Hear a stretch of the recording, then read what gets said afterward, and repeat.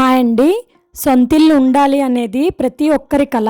అయితే ఆ కల సాకారం చేసుకోవడం కోసం మనలో చాలామంది బ్యాంక్స్ నుండి హోమ్ లోన్ తీసుకుంటూ ఉంటారు కదా. అయితే మనం ఈ వీడియోలో హోమ్ లోన్ వల్ల నిజంగా లాభమా నష్టమా అనేది క్లియర్గా తెలుసుకుందాము. అలాగే వీడియో చివరిలో హోమ్ లోన్ తీసుకునే ముందు తప్పకుండా చెక్ చేసుకోవాల్సిన 5 చెక్ పాయింట్స్ గురించి కూడా చెప్తాను. కాబట్టి వీడియో ఎక్కడ స్కిప్ చేయకుండా లాస్ట్ వరకు చూడండి. ఇది చాలా ఇన్ఫర్మేటివ్ వీడియో. అందరికీ నమస్కారం అండి. Welcome to our channel Sriruthi ideas. Home loan అంటే ఏంటో మనందరికీ తెలుసు కదండి. హోమ్ లోన్ని మెయిన్గా ఇల్లు కొనడానికి, ఇల్లు కన్స్ట్రక్ట్ చేయడానికి, ల్యాండ్ కొనడానికి, హోమ్ ఇంప్రూవ్మెంట్కి తీసుకుంటూ ఉంటాము. ఈ లోన్ని ప్రతి నెల ఈఎంఐ రూపంలో అసలు ప్లస్ వడ్డీతో కలిపి బ్యాంకుకి తిరిగి చెల్లిస్తూ ఉంటాము. సో మనం ఇప్పుడు హోమ్ లోన్ వల్ల కలిగే లాభాల గురించి ఫస్ట్ తెలుసుకుందాము. హోమ్ లోన్ వల్ల కలిగే ఫస్ట్ అడ్వాంటేజ్ ఏంటి అంటే, మన దగ్గర డబ్బు లేకపోయినా మన ఎలిజిబిలిటీని బట్టి లోన్ సహాయంతో మనం ఒక ప్రాపర్టీని కొనొచ్చు. ఇది మెయిన్గా లాంగ్ టర్మ్గా ప్రాపర్టీలో ఉండాలి అనుకునే వాళ్ళకి చాలా ఉపయోగకరంగా ఉంటుంది.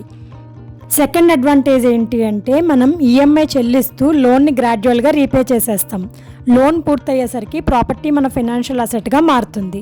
నెక్స్ట్ థర్డ్ అడ్వాంటేజ్ ఏంటి అంటే, హోమ్ లోన్ ప్రిన్సిపల్ అండ్ ఇంట్రెస్ట్పై ఇన్కమ్ ట్యాక్స్ బెనిఫిట్స్ ఉంటాయి. అయితే ఈ ట్యాక్స్ బెనిఫిట్ అనేది అందరికీ ఒకేలాగా ఉండకపోవచ్చండి. మీరు ఏ ట్యాక్స్ రిజైమ్లో ఉన్నారు, మీ ప్రాపర్టీ అనేది సెల్ఫ్ ఆక్యుపైడా లేకపోతే రెంట్కి ఇచ్చారా అనే విషయాల మీద డిపెండ్ అయ్యి మనకి ట్యాక్స్ అనేది ఉంటుంది. సో ఇప్పుడు మనం హోమ్ లోన్ వల్ల కలిగే డిసడ్వాంటేజెస్ గురించి తెలుసుకుందాము. ఫస్ట్ డిసడ్వాంటేజ్ ఏంటి అంటే, లాంగ్ టర్మ్ ఫినాన్షియల్ కమిట్మెంట్. అంటే చాలా సంవత్సరాల పాటు కొనసాగాల్సిన ఆర్థిక బాధ్యత అన్నమాట. హోమ్ లోన్స్ సాధారణంగా చాలా సంవత్సరాలు కొనసాగుతాయి.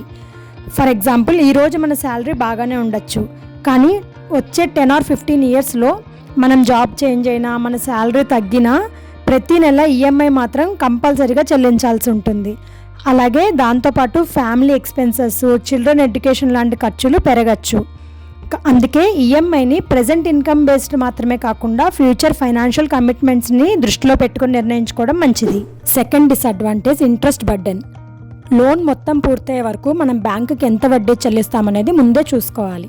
అది ఎలా అంటే, లోన్ టెన్యూర్ ఎక్కువైతే ఈఎంఐ తగ్గచ్చు, కానీ మొత్తం టెన్యూర్లో మనం చెల్లించే వడ్డీ పెరుగుతుంది. ఫర్ ఎగ్జాంపుల్, 5 yearsలో కట్టాల్సిన లోన్ని మనం 20 yearsలో కడితే ఈఎంఐ తగ్గచ్చు, కానీ మనం మొత్తం మీద కట్టే వడ్డీ పెరుగుతుంది కదా.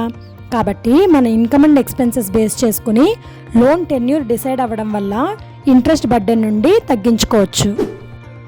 Last disadvantage extra charges. Home loan అంటే ఇంట్రెస్ట్ మాత్రమే కాదండి, processing fees, legal valuation charges, documentation వంటి ఛార్జెస్ ఎన్నో ఉంటాయి. ఈ ఛార్జెస్ అన్నిటి గురించి మనం లోన్ తీసుకోవడానికంటే ముందే తెలుసుకోవడం మంచిది.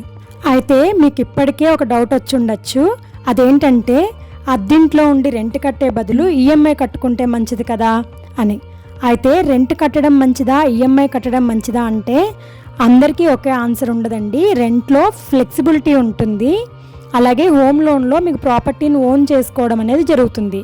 కానీ ఓన్ హౌస్లో maintenance, property tax, insurance, registration, repairs లాంటి ఖర్చులు ఎన్నో ఉంటాయి. అయితే అసలు ఈ హోమ్ లోన్ ఎవరికి మంచిది అనే విషయాన్ని మనం ఇప్పుడు తెలుసుకుందాం.